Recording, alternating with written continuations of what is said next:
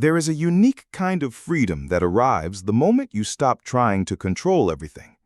You stop holding on to the what-ifs and the fear of what might go wrong, and suddenly, life begins to move. Worry, for all its noise, is like a cage made of shadows. It keeps you trapped in a future that does not even exist, while stealing away the calm and strength you already carry within. But when you begin to release control, when you choose to trust the natural rhythm of life instead of struggling against it, something powerful takes place. The current shifts. Life, in its quiet wisdom, begins to align with you, not because you forced it, but because you finally created space for it to flow. In this video, I'm going to share 7 timeless Buddhist lessons, gentle yet powerful teachings that can help you step out of the grip of worry and into the peace that has been quietly waiting for you all along. If you find value in these teachings, do not forget to like this video, share it with someone who might need it, and subscribe to the channel for more content that inspires peace and clarity. Lesson 1. Fear is a seed. Plant it and it grows. In Buddhist thought, the energy you carry within becomes the world you experience outside. Fear is not just an emotion, it is a lens. The more you look through it, the more distorted your reality becomes. Here is the irony. When you fear something deeply, you begin to live as though it is already true. You unconsciously breathe life into it. Imagine this. You are afraid of losing your job. That fear seeps into your actions. You hesitate, you second-guess, you hold yourself back. The anxiety clouds your judgment. You may even start to withdraw. And without realizing it, you drift toward the very outcome you were afraid of. The same is true in relationships. Fear of abandonment can make us cling or doubt, and that very tension can push others away. It is not fate working against you, it is fear working within you. Buddhism teaches that the mind is like soil. It does not judge what you plant. Whether you sow seeds of fear or seeds of calm, the mind will help them grow. But you are the gardener. You choose what takes root. This does not mean pretending everything is perfect. It means shifting your attention away from fear and toward presence. When fear rises, pause, breathe, and ask yourself, is this thought helping me build peace, or is it feeding panic? You are not powerless. You are the creator of your inner landscape. And when your inner world changes, your outer world begins to reflect it. Let go of fear and watch how life begins to soften, open, and flow in ways you never expected. Lesson 2. True strength is found in surrender. In today's world, we are often told that strength means control. Control your time. Control your success. Control the outcome. Push harder. Plan more. Hold on tighter. But Buddhist wisdom offers something radically different and far more freeing. It teaches us that real strength is not about gripping tighter. It is about letting go. Not giving up, but giving over. The illusion that we can shape every moment, every person, and every outcome with our will alone. Surrender in the Buddhist sense is not weakness. It is a sacred release. It is the art of doing what you can and then stepping back with trust, allowing karma and life's natural flow to unfold. Picture holding water in your palm. The tighter you squeeze, the faster it slips away. But if your hand is open, the water rests gently within it. That is surrender. Not passive, not careless, just open. It is a quiet confidence that says, I have done my part. Now I trust life to meet me halfway.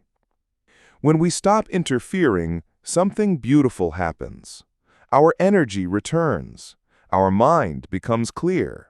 We begin to notice opportunities we were too anxious to see before. Help arrives from places we never expected.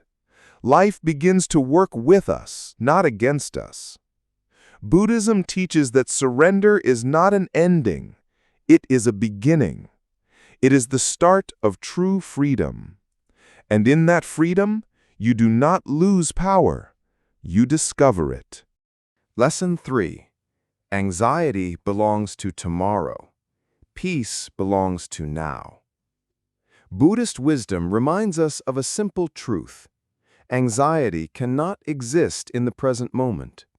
It lives in the mind's projections, what might happen, what could go wrong, what we fear is coming.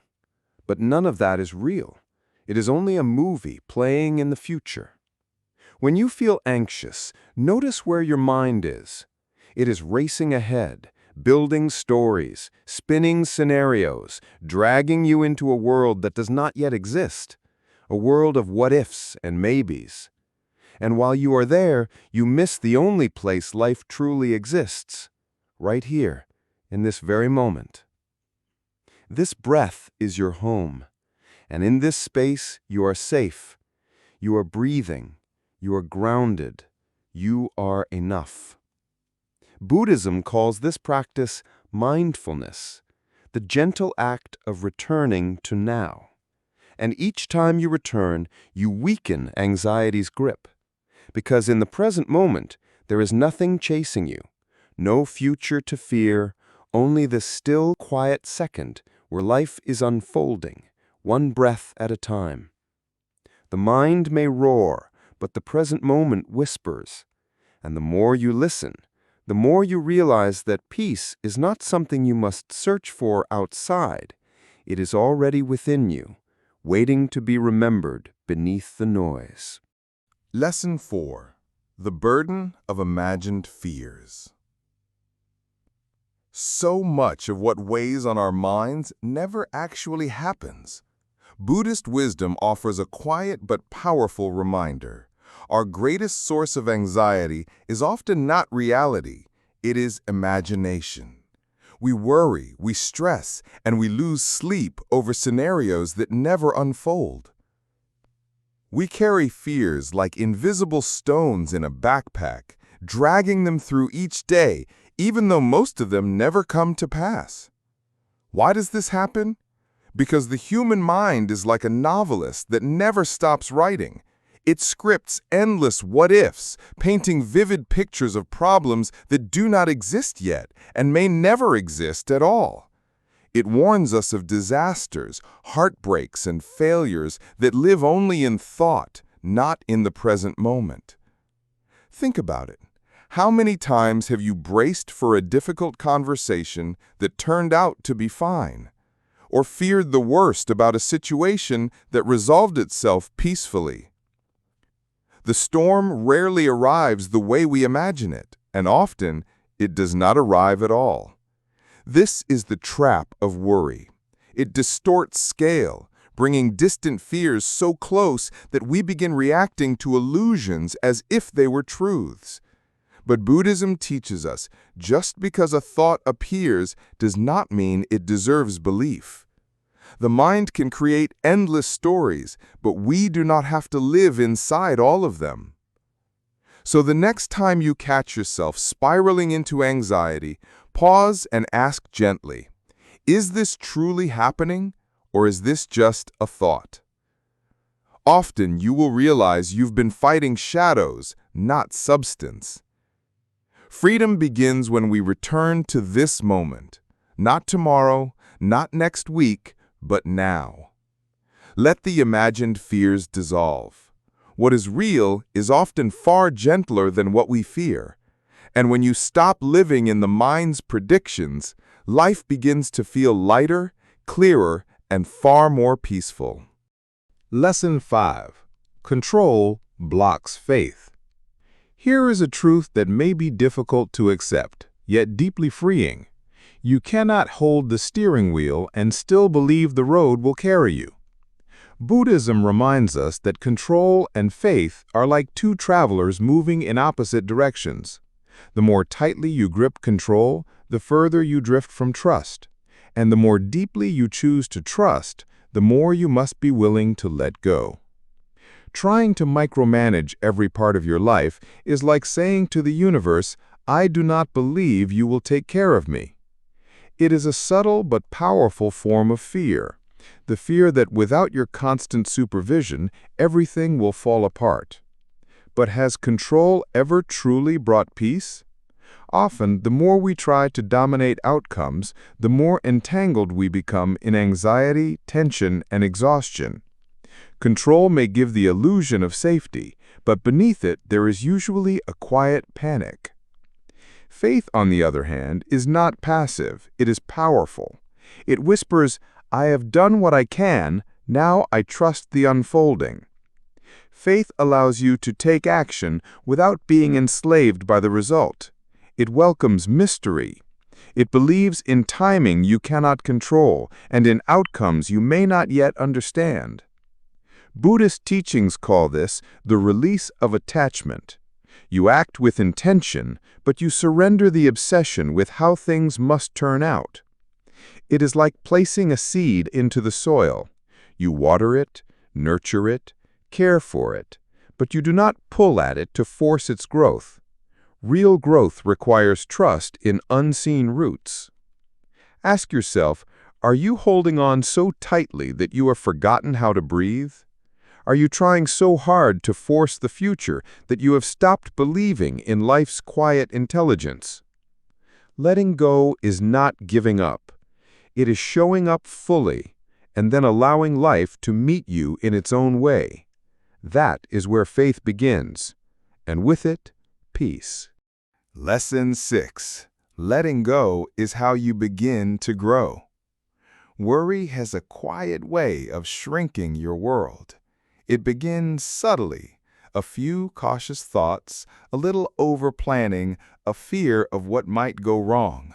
You tell yourself that you are only being careful, but over time, that carefulness becomes a cage. Without realizing it, you begin to shrink. You shrink your goals because they feel too uncertain. You shrink your voice because you fear judgment. You shrink your heart because it feels safer not to risk being hurt. But worry does not protect, it restricts. Growth begins the moment you shift your focus to what is truly yours, your thoughts, your choices, your kindness, and you release what was never meant to be held so tightly. Picture this. You are in a river. The more you try to hold water in your hands, the faster it slips through your fingers. But when you relax, when you float, the river carries you. That is the essence of surrender. The more you release the grip of fear, the more space you create within yourself for courage, for creativity, for joy. Letting go is expansive. It is bold. It invites you back into the present where life is truly happening, not in the what-ifs, but in the right now. Ask yourself, how much energy do you spend each day worrying about things you cannot control? And what if you poured that same energy into creating, into connecting, into trusting? When you stop trying to force life into your blueprint and begin to dance with its rhythm, something beautiful happens. You feel supported by something greater, the quiet wisdom of existence itself. Letting go is not weakness, it is bravery. It is the strength to stop shrinking and the courage to begin living with an open heart. Take a breath. Feel the weight lift. And remember, you do not need to hold it all. Freedom begins the moment you choose to let go. Lesson 7. Life begins to flow when you step aside. One of the most powerful truths in Buddhism is this: life functions best when we stop trying to control every inch of it. The tighter we grip, the more resistance we create. The more we meddle, the more chaos we invite. But when we step back, not from neglect, but from trust, something shifts. Life begins to move on its own, carrying us forward with a wisdom far greater than our plans. From a young age, we are taught that control equals safety. We learn that without constant effort and correction, everything might collapse. So we interfere. We overanalyze conversations, anticipate problems before they even exist, chase outcomes that are not yet ready, and insert ourselves into every detail. But this habit does not make life smoother. It drains our energy, clouds our clarity, and leaves us burnt out, trying to manage what was never ours to manage in the first place. Buddhism offers a different way. It reminds us that life has its own intelligence. Just as a stream finds its natural course through the landscape, our lives can move forward on their own if we stop damming them with fear and control. Think of times when you forced something, a job, a relationship, a decision, only to watch it collapse. Now remember the times when you surrendered, took a breath, and allowed things to unfold. More often than not, they worked out better than you expected. Your worry and control are like rocks thrown into a stream. They disturb the flow. But when you remove the obstacles, the water runs smoothly again. Life does the same. Interference does not make life safer, it makes it harder.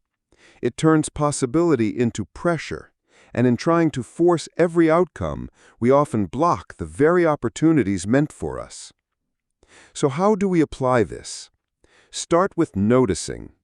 Pay attention to when you are holding on too tightly, checking your phone again and again for a reply, replaying a conversation in your mind, forcing a goal to move faster than it is ready. Ask yourself, what if I loosened my grip? What if I did what is necessary and then trusted the rest to unfold? Non-interference is not apathy, it is wisdom. It is knowing what is truly yours to act upon and surrendering what is not. You plant the seed, water it, nurture it, but you do not pull on it, demanding it to grow faster. Growth in nature and in life follows its own rhythm. Imagine holding a butterfly in your hand. If you close your fist in fear that it may fly away, you will crush it. But if you open your palm and let it rest freely, it may stay longer and perhaps even return. The same is true of your goals, your relationships, and your peace of mind. They all need space to breathe. The more tightly you hold, the more they slip away. The more space you allow, the more they grow naturally. And then life begins to carry you. The right people appear on your path. The right timing arrives. New solutions arise without being forced. You no longer feel like everything depends only on you. Your breath eases, your heart softens, and you realize that what you feared would not happen without your control was never meant to be forced in the first place. Fear is often the root of our need to interfere. Fear of failure, of loss, of not being enough. But life does not demand perfection from you. It asks only for trust, a calm and steady faith in the unfolding of your path. You cannot calm the ocean, but you can learn to ride its waves. You cannot control the tide, but you can move in harmony with it. What you grip too tightly, you confine. What you release, you set free. And what you stop interfering with begins to grow. So let today be a turning point. Let go of one worry. Trust one uncertainty. Allow life to bring you something greater than you could have forced. Because when you stop pushing, you start receiving. When you step aside, life begins to flow, not against you, but with you. In the end, life is not a battle to win, but a rhythm to dance with. And the more you learn to trust that rhythm, the more beautiful the dance becomes. Final thoughts on letting go. Buddhism does not ask you to ignore your responsibilities or stop caring. It invites you to release the burdens that were never yours to carry. It asks you to loosen your grip, let go of fear, and create space for life to unfold in its own mysterious and beautiful way. As you move forward, remember this: you do not need to have everything figured out. You do not need to resist the current. Your strength is not in control, but in alignment. Take a deep breath, trust the timing, and know that when you stop interfering, you step into a life filled with clarity, peace, and deeper purpose. If you found value in this teaching, do not forget to like this video, share it with someone who may need this reminder, and leave your thoughts in the comments below. I would love to hear your thoughts. Your reflections and support help this wisdom reach more people. Until next time, breathe deeply, trust gently, and walk softly with life. Subscribe and awaken your mind with Wisdom Kingdom.